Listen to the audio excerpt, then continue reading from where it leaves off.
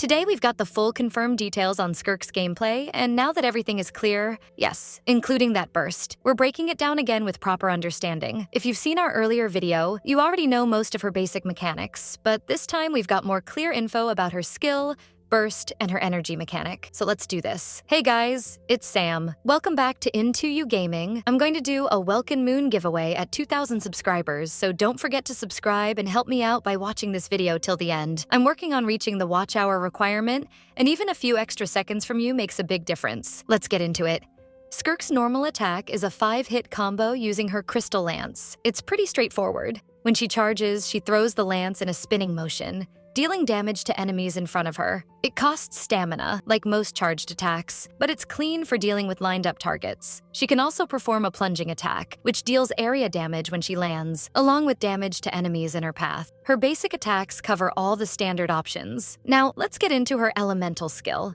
We talked about it last time. Her skill is tied to a mechanic called Serpent's Cunning, and every time you use the skill, whether tapping or holding, you instantly gain 45 Serpent's Cunning. If you tap the skill, Skirk enters Sevenfold Flash mode. It's basically a combat stance where she enhances her attack speed, but when you hold the skill instead, it's a bit different. She enters a rapid movement state where she can be freely directed around. This one boosts her resistance to interruption. You can also end this mode early by using the skill again, so she gets flexibility with this skill. You either go in fast with tap or zip around with hold. This is like a combination of Arlecchino's skill and Mavuika's skill, where tapping can make her normal attack stronger while holding gives her mobility, I guess like Mavuika or Veresa. Now for the most complex part, Skirk's Elemental Burst. It's different from most other characters because it doesn't cost any energy at all. Instead, it uses Serpent's Cunning. When you have at least 50 Serpent's Cunning, you can unleash her burst. She consumes all of it and performs a series of rapid cryo slashes in front of her, dealing area cryo damage. Here's where it gets a little spicy. The base burst only needs 50 Cunning to activate, but any Cunning beyond that increases the burst's damage even more. It scales higher depending on how much extra you have, and it caps at an extra 12 points beyond the base 50. That means the more you build up before using her burst, the harder it hits. But that's just the standard version of her burst. When Skirk is in Sevenfold Flash mode, the elemental burst changes completely. In this version, the burst doesn't consume Serpent's Cunning at all. Instead, when activated, it grants her a special status called the Withering Effect until the Flash mode ends. While this Withering Effect is active, every normal attack Skirk lands increases its own damage.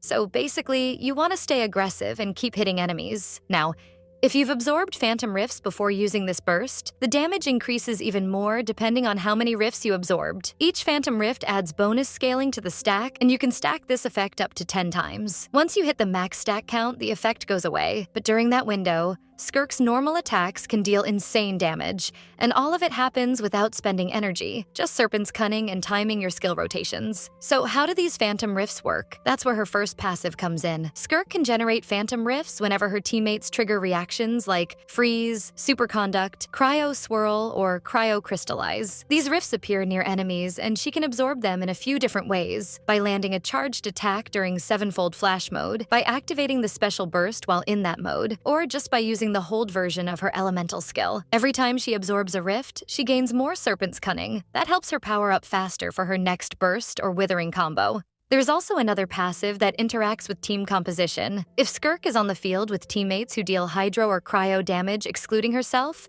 she gains something called Styx Severance. Each character can give her 1 stack of this, and the effect lasts for 20 seconds. You can have up to 3 stacks at once, and each one has its own duration. These stacks buff her normal attack damage while in Sevenfold Flash mode and also boost her elemental burst damage. At max stacks, her normal attack damage gets a huge boost, going from 110% up to 170%, and her burst damage can go up to 160%. Team synergy plays a huge role in unlocking her full damage potential, and if your entire team is made up of only hydro and cryo characters, with at least one of each element, all your characters get 1 bonus level to their elemental skill. That's an insane passive bonus just from team setup. Now let's talk about her constellations, which crank everything up. Her first constellation boosts her first passive talent. Whenever she absorbs a Phantom Rift, she summons a Cryo Crystal Blade that deals 500% of her attack as cryo damage. It counts as charged attack damage and scales with her charged attack multipliers. So yeah, more reason to absorb those rifts regularly. Her second Constellation makes her skill even better. Every time you use her elemental skill, you get 12 more Serpent's Cunning instantly. Her burst also gets stronger scaling with Cunning consumed,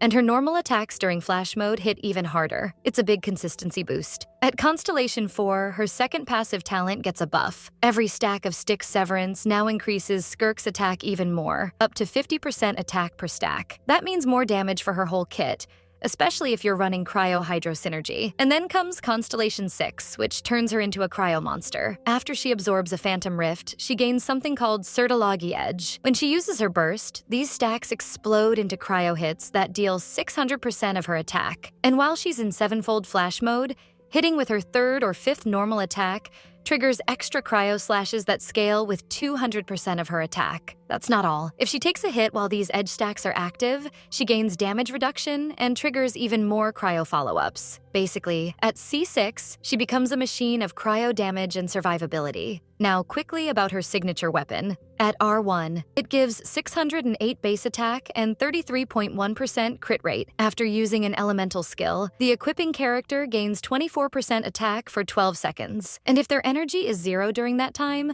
they gain an extra 24% attack and 40% crit damage, perfectly built for no-energy playstyles. This might look complicated at the start, but when you use her, you'll get the hang of it, like Arlecchino or more like Mavuika. So let me know what you think about her kit details. Are you still going to pull for her or skip? And as a bonus before we wrap up, about her visuals. What we got now might change a bit later, but still. Here's how Skirk looks in-game. Her normal attacks resemble Arlecchino's, but with space-ripping effects that give each strike a sharp, dimensional feel. Her elemental skill puts her in a dual-blade stance. Fast, fluid, and aggressive. But the real showstopper is her burst. Shimmering cryo fragments arc in a wide C shape, then assemble into a massive sword with a cinematic close-up on Skirk. It's stylish, powerful, and feels like she's tearing through reality itself. This is it for now, guys. Sayonara!